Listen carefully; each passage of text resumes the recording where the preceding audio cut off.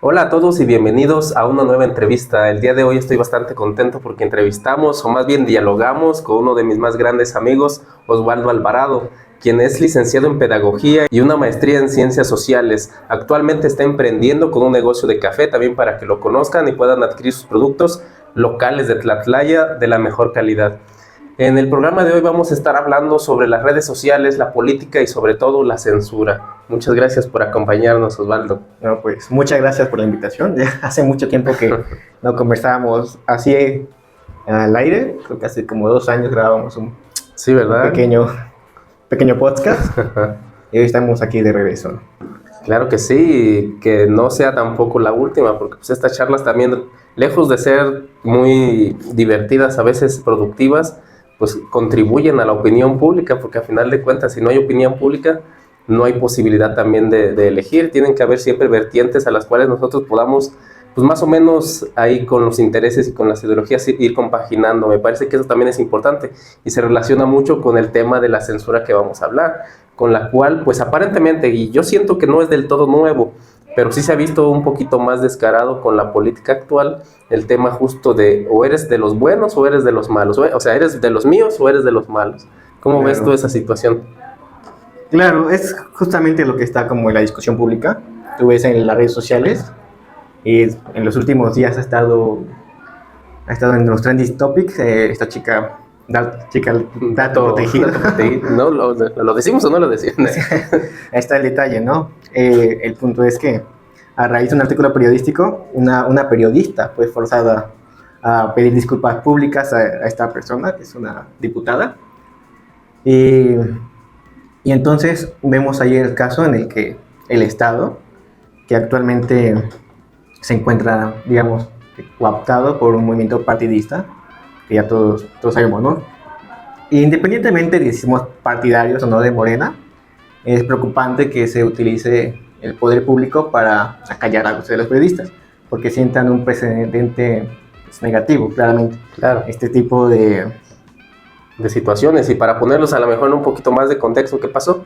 Pues justamente esta chica, que no sabía que era reportera, yo pensé que era una chica común y corriente, simplemente del Estado, que se quejaba por el nepotismo que había sucedido en torno a esta, pues no vamos a decir su nombre porque si no también nosotros vamos a estar al rato en exponiendo dato protegido y las disculpas, pero esta chica en este momento ya no importa, porque lo que pasó... Pero la multaron. La multaron, pero la reacción de la gente fue tanta que ella misma se vio la necesidad de nuevamente volver a pedir disculpas a todos sus seguidores, porque finalmente la clase política pues necesita de sus partidarios, ¿no? Claro. Y probablemente ya en este punto su carrera política ya esté muy afectada. Y eso, la verdad, es un buen indicador. Pero ¿realmente crees que se haya visto afectada su carrera política? Porque al menos a mí la experiencia con inclusive políticos locales me han hecho entender que pueden estar acusados no solamente de nepotismo, de abuso de poder, sino hasta de homicidio, y seguir en la política y seguir creciendo políticamente.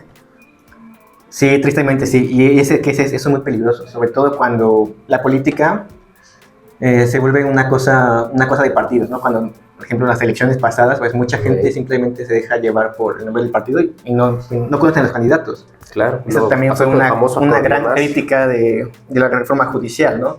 De que había muchos puestos y la gente pues no se ponía a investigar a fondo a cada candidato.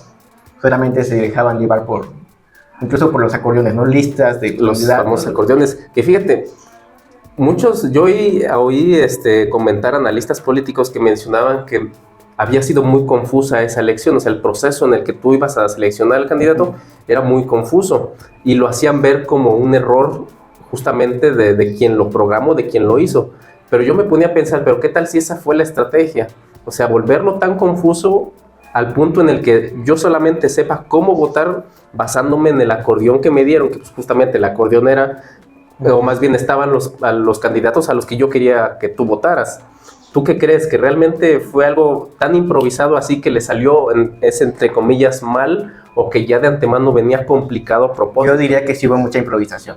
Sí. que hacer unas elecciones es una cuestión muy, muy complicada. Sí, sí, sí. Pero no son unos novatos los que los hicieron. O sea, había una estructura que es la que se dedica a hacer justamente No, parte de hasta elecciones. esto creo que el INE hasta ahora es bastante competente y muy sano. Ajá. Las elecciones mexicanas siguen siendo confiables. Pero ciertamente, prácticamente fue una imposición la reforma judicial. Y, y en el fondo también había la intención de cooptar ese poder que debería ser independiente, Ujú. el poder judicial. Y bueno, en ese sentido, ¿qué te parece a ti esa ley? A ver. Hay unas reformas que son más necesarias y no están poniéndose sobre la mesa, ¿no? Que son, Ujú. serían más efectivas para atender los problemas de fondo de México, ¿no? Que son como la inseguridad, la injusticia. Por ejemplo, falta una reforma carcelaria y ese tipo de reformas que son necesarias realmente no se ponen sobre la mesa, no existen iniciativas. O, o simplemente no me pareciera que fuera una prioridad. O sea, O sea, que la ley no era prioridad, sino que más bien fue a conveniencia. sí, sí, es como que estamos en un momento que muchos han calificado como de peligroso, ¿no? Que podrían ser como los inicios de una partidocracia, que podría debilitar la democracia. Y eso también hay que tenerlo, como verlo por el otro lado, cuando en México no existe una oposición que sea realmente atractiva para los mexicanos.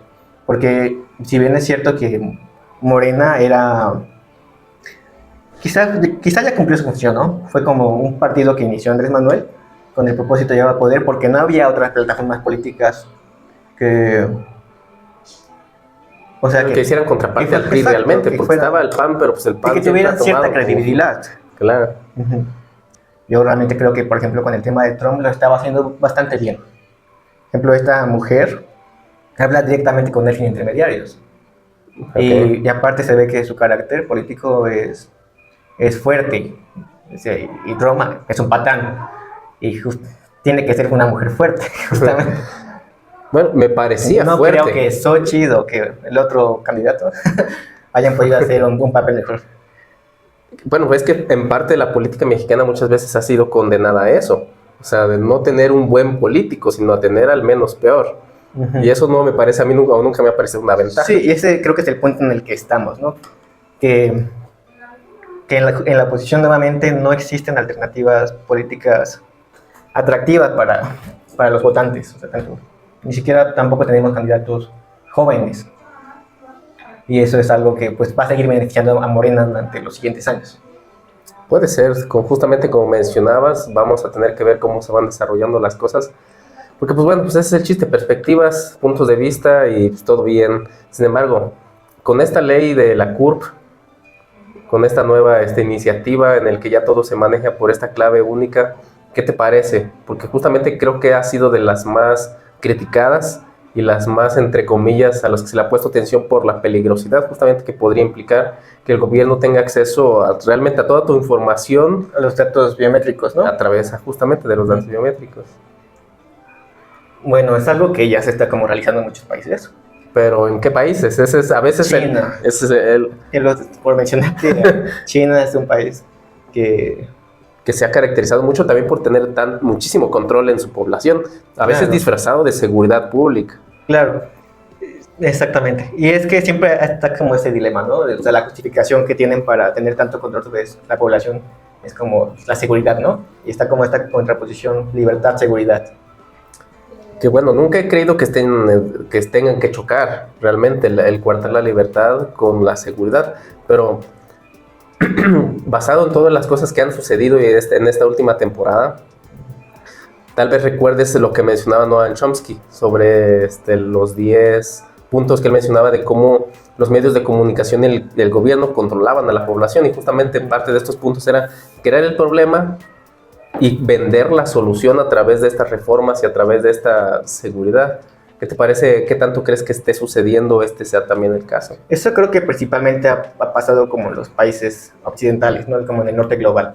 En Estados Unidos, como siempre, el pretexto es como la lucha contra el terrorismo, ¿no? Y eso ha llevado pues sí, a tener como un control más detallado de lo que hacen los ciudadanos.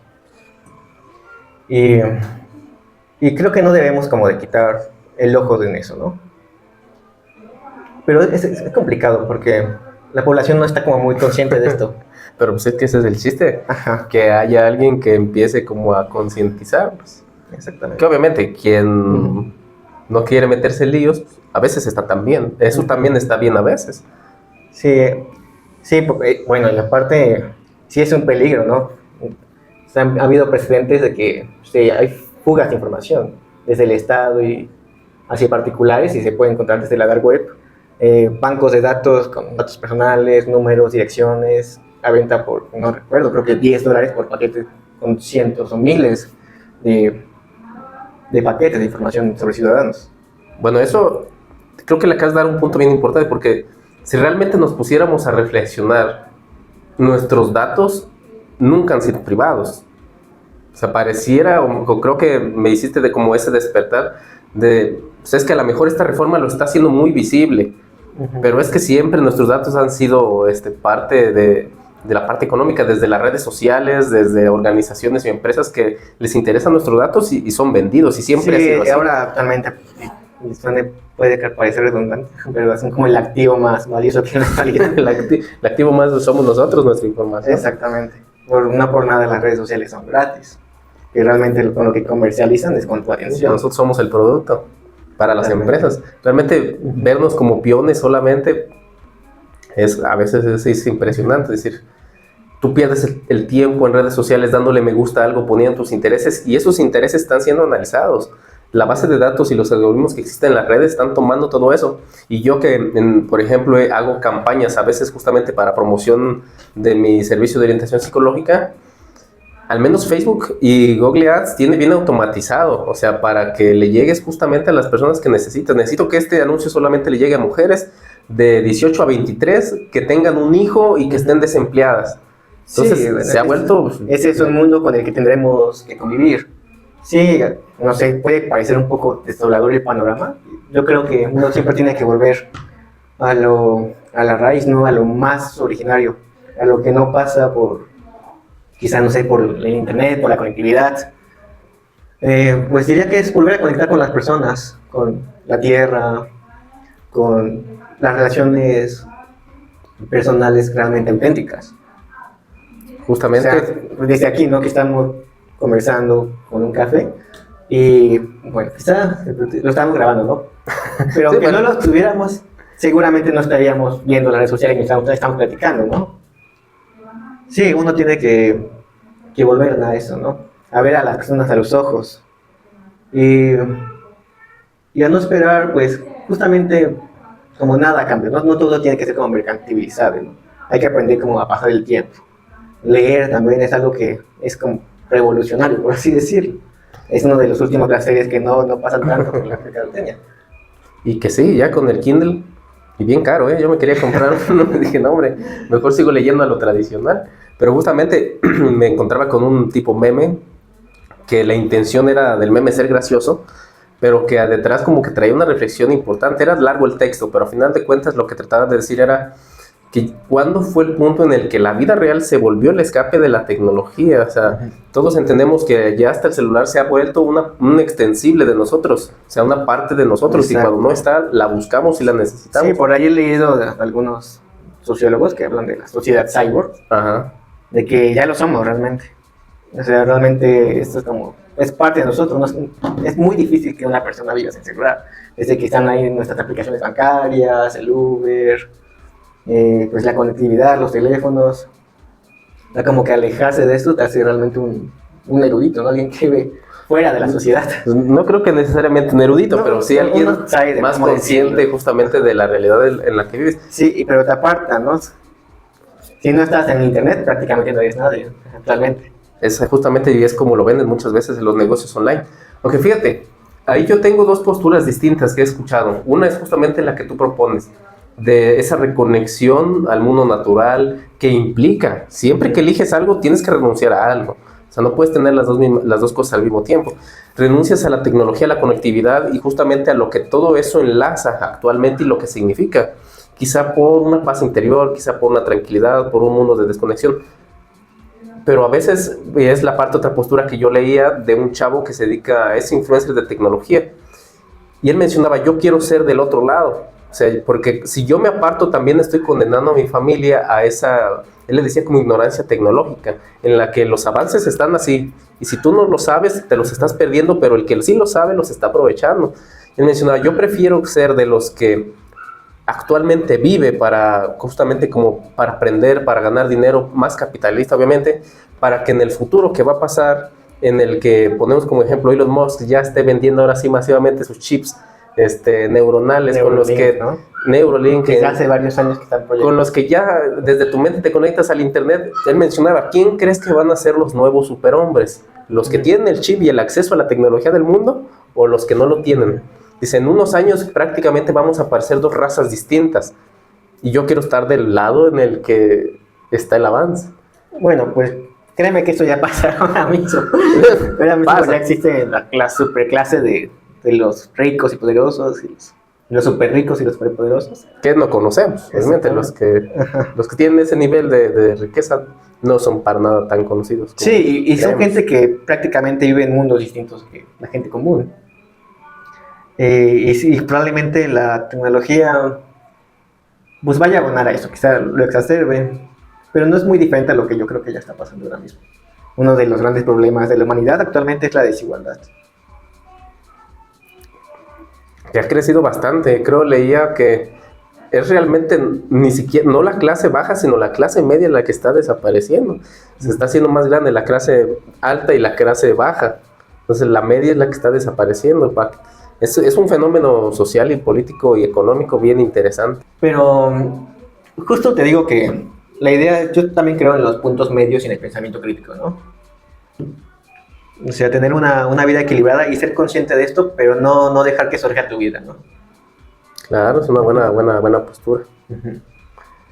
Pues, es complicado, justamente volvemos al principio de las redes sociales, el que las tiene, de cierta forma está condenado también a ver mundos que no va a poder tocar, a ver paisajes que no va a poder conocer, y va toda esta parte obviamente de las idealizaciones, ver parejas que él nunca va a poder tener, porque inclusive en las parejas y hasta en los paisajes, Eso es sumamente tóxico. a veces todo está armado. Ahora sí que usando el lenguaje de las redes sociales, eso es muy tóxico, Sí, sobre todo para los adolescentes y los niños en crecimiento. para realmente, bueno, esto abarca y en distintos puntos a todos, porque justamente veía el caso de una señora ya de 40 y tantos, que había dejado a su esposo acomodado económicamente, o sea, que la mantenía bien, pero justamente por las redes sociales, por los grupos en los que, es que si tu esposo no te lleva serenata cada 8 días, no te ama. Es que si no te da las llaves de sus carros, o sea, cosas así bien ya extrañas y raras. La esposa se divorció del señor porque ya no se sentía feliz, según ella, ¿no? Porque él no estaba cumpliendo con todo lo que supuestamente un esposo debería cumplir, justamente por todos los videos y publicaciones. Y creo a los 2 meses la señora, por eso se hizo viral, llorando en su carro, arrepentida, porque nunca encontró la felicidad con alguien más. O sea, bueno, aparte que nada más fueron 2 meses, pues se dio realmente duro en la realidad. Del dinero, Fíjate que eso por ser yo es no me muy lo van a dar. interesante. No sé si a ti te haya tocado alguna vez algún caso, o algunos casos de tus pacientes, ¿no? Jóvenes o adultos, que son como, que llevan una vida muy ansiosa por este tipo de dinámicas de las redes sociales. Sí, pues hasta particular me ha tocado ser víctima yo, estar del otro lado. Pero sí, desafortunadamente, en orientación psicológica de pareja que solemos pues tratar aquí, me doy cuenta de que muchos de los problemas que tienen ni siquiera son problemas de ellos, o sea, no son problemas que ellos vivan, sino que son problemas de cosas que no han pasado o que todavía no tienen. Es que ya llevamos 2 años de relación y él todavía no me pide matrimonio. Bueno, pero ¿por qué tendría? O sea, se han puesto de acuerdo, ya lo hablaron, ¿por qué? Es que si en una relación tiene que pedirse matrimonio 2 años y si no, ya no funciona. Bueno, señora, ¿de dónde saca eso? ¿Dónde lo vio? Pues es que hay una coach o hasta psicólogos, porque hasta se prestan, ¿no? Para este tipo de videos. Habría que ver sus cédulas, ¿no? Igual y las tienen, pero a veces, y no sé si yo he caído, yo he tratado de no ser tan sensacionalista o amarillista, ¿no? Buscando a lo mejor la viralidad, de que te llegan a decir cualquier cosa nada más para crear atención. Pero pues sí llega a pasar. Bueno, señora, y con el hombre también. O sea, tú sabes que el hombre está muy condicionado también por el cómo debería ser la mujer. por distintos... Y él mismo, ¿no? Con la masculinidad. Y al mismo. También están como estos influencers, ¿no? El Temach, ¿no? Por ejemplo, que también se ha vuelto... Ese, fíjate, sí es un caso bien particular que me acuerdo. Quien me buscaba era la novia. Es que y ella me decía con pena, o sea, mi novio es temachista. Y yo, bueno, ¿temachista qué es? Ya, no, pues del Temach. Y dije, puta, nunca he visto sus videos, pero es inevitable que te encuentres con sus clips, ¿no? Porque están en todos lados. O sea, pero ¿cuál es el problema? No, pues es que el problema es que dice que yo soy como mujer la que tiene que estar al pendiente de él y buscarlo y tal, porque él es, o sea, es casi como yo tengo que conquistarlo a él. Y yo decía, bueno, en primera instancia no es falso tampoco, o sea, el amor debe ser mutuo. No por ser usted chica es él el que se tiene que desvivir por usted. Entonces yo fui como cuadrando la información, pero sí en algún momento dentro del discurso de ella decía, es que él ya no hace esto, no hace aquello, no hace esto, no hace... Ya no es romántico porque el Temach, ya es cuando empieza el problema. O sea, ya se está dejando él influenciar por un compa que... Sí, creo que su discurso también encaja súper bien en los machitos tradicionales, ¿no? De México. Y es que es la México excusa desde perfecta. siempre ha sido una sociedad machista, ¿no? Es que solamente les dice lo que quieran escuchar. Y ese es otro gran sesgo de las redes sociales, que esos algoritmos están diseñados para reunirte con gente que piensa como tú. Claro, eso es un sesgo que se llama sesgo de confirmación, Sí. en el que simplemente queremos encontrar la información que más empate con nosotros. Y eso es algo que sí debemos, y que justamente el podcast se presta ahorita el que estamos haciendo, para hacer la recomendación. Siempre tiene que buscar las dos vertientes. Que está diciendo Morena, ahorita que estamos hablando políticamente, está diciendo Morena, pero que está diciendo el PRI, que está diciendo el PAN, y sobre eso yo sacar mi propia conclusión, a ver a quién le creo y qué es lo que en mi contexto y en mi realidad también me sirve más creer.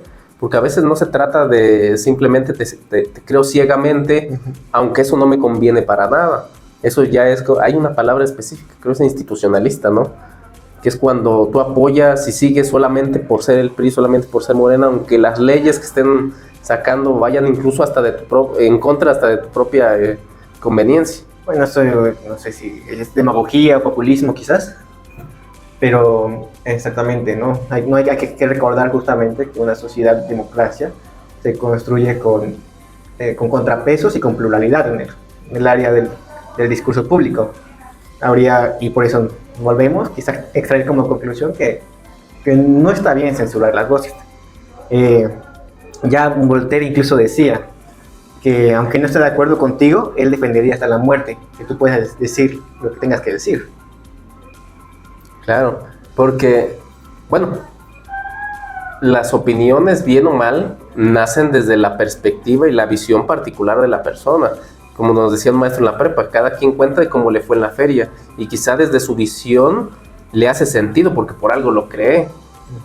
Pero la idea, pues obviamente, es no quedarse con esa sola ideología personal creada por la experiencia, sino la búsqueda continua del saber, de conocer y de entender por qué la otra persona piensa como está pensando. Y es algo bueno que al menos en mi rama de la psicología es a lo que nos dedicamos. ¿Por qué piensa así? ¿Por qué dice eso? ¿De dónde nace ese comportamiento? Me estaba acordando de que, a propósito de la que me dijiste hace rato, también una que se llama Adolescente de Netflix. No sé si escuchaste hablar de ella. Me la han recomendado mucho, pero no soy mucho ni de series ni de películas. No, ¿De qué se trata o qué? No, justamente habla de... Bueno, te daré spoiler porque quizá no la veas. No sé si esto... Entonces, échale. Bueno, el chico, creo que es un inglés, tiene como 12 años. Y es juzgado, ¿no? Toda la historia sobre el juicio que lleva a partir de que asesina a una compañera. Él asesina a una compañera. Ajá. ¿Y cuántos años dices que tiene? Como 12 o 13 años. Ajá. ¿Accidente o a propósito? No, a propósito. Okay. Y descubren que pues toda su visión del mundo como que fue moldeada por las redes sociales. Ajá. Y por estos discursos machistas, ¿no? La chica incluso le decía incel, que es un insulto, ¿no? Ajá. Y le dirá como virgen. Bueno, a los 12 años, no sé si los ingleses... Sí, y justo es muy dramático. Recomiendo mucho. Aparte tiene buenas actuaciones. Okay. Pero habla justamente de lo volubles que son, sobre todo los jóvenes. Okay. Ahorita en muchos países la tendencia es alejarlos de los teléfonos y las redes sociales hasta los 14 o 15 años. Yo diría que lo más que se pueda. Y hasta cierto punto se vuelve inevitable porque nosotros tenemos uno. Sí, Las sí. personas a su alrededor tienen uno. Y es complicado que que solamente a él se lo niegues, cuando todo el mundo tiene uno en su mano y en la bolsa. Por eso creo que a veces sí se complica un poquito. Pero bueno, ya que me la cuentas así, pues sí me genera un poquito de expectativa el verla. Porque justamente, una vez tuve una conferencia que di en una universidad que era de chicos de derecho. Y ellos en sus preguntas finales, no me acuerdo qué temas les fui yo a dar, pero me preguntaban, es que justamente un caso similar que ellos vieron como caso de juicio, si es que un asesino nace o se hace. Que mira, ambas cosas pueden ser, pero en esos casos particulares, y a lo que me suena también, por eso me recordó el chico que dices, muchas veces ya vienen afectados biológicamente, o sea, en su genética ya viene alguna alteración que simplemente como empata o combina o se junta también con la parte contextual, que es lo que los hace muy peligrosos. Porque uno podría decir, pero todos estamos expuestos a la misma información y al mismo contenido, ¿por qué yo no salgo a matar? ¿Por qué fulanito no ha salido y por qué él sí? Pues porque muchas veces ya el funcionamiento de su cerebro no es el adecuado, y cuando se llegan circunstancias a lo mejor extremas o de condicionamiento o de sugestión, son obviamente más susceptibles a realizar la acción que se realizó. Sí, los factores ambientales pesan mucho, ¿no? Sí, sí, sí. Sí, también eso se estudia desde la genética.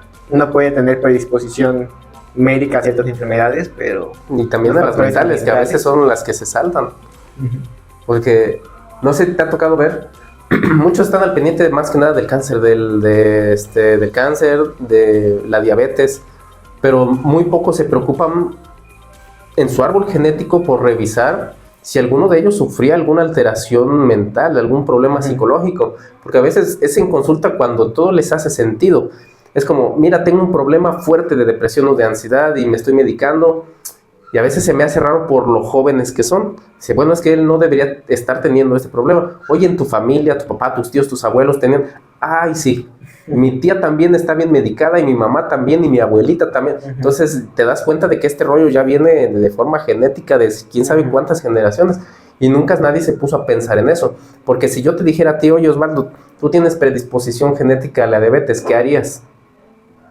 Pues a los 40 años me haría unos test, ¿no?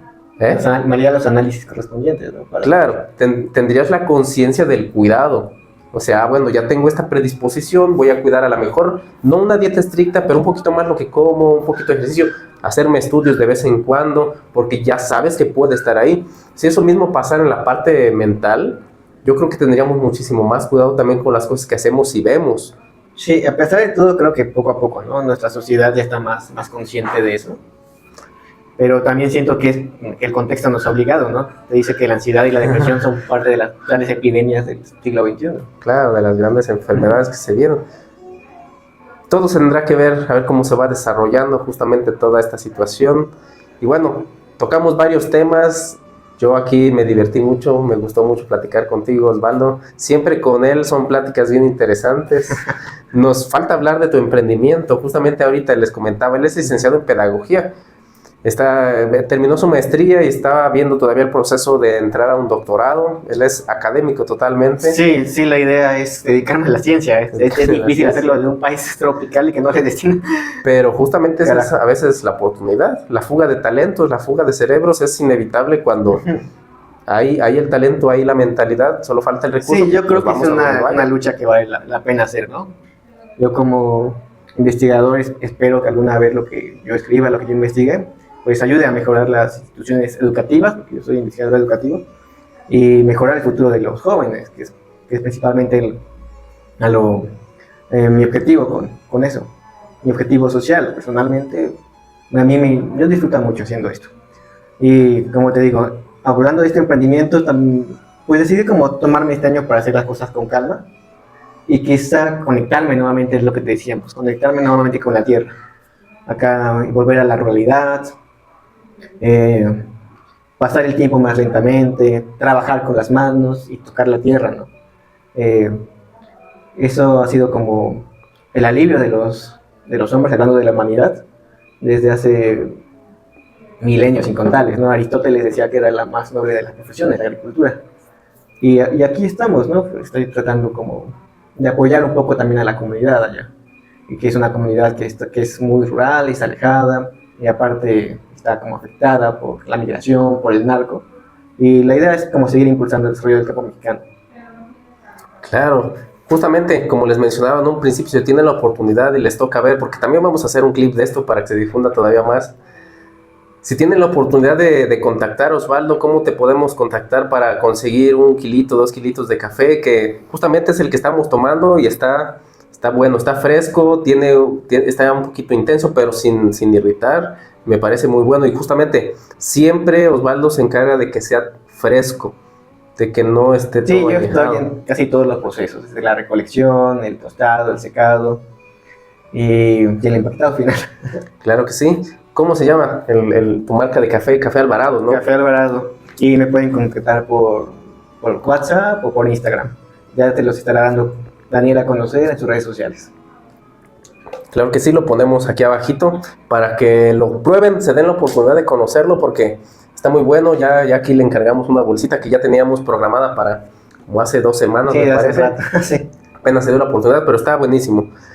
Yo te agradezco mucho, Osvaldo, por la oportunidad, por la charla y pues yo creo que vamos a seguir platicando ahorita más fuera de cámara. Y te agradezco mucho por participar una segunda vez porque justamente no me acordaba que en los principios del programa tú ya habías participado también. Sí, ya hace más de 2 años. Hace más de 2 años tenemos esto, creo más, ¿no? ¿O 2 Sí, años? no, quizá 3.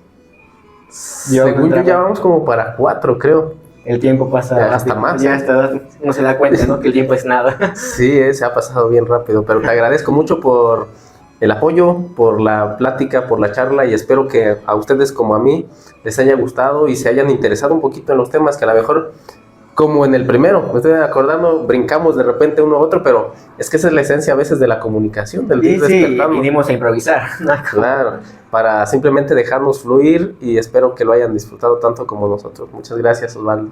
Igualmente. Hasta la próxima. Hasta la próxima.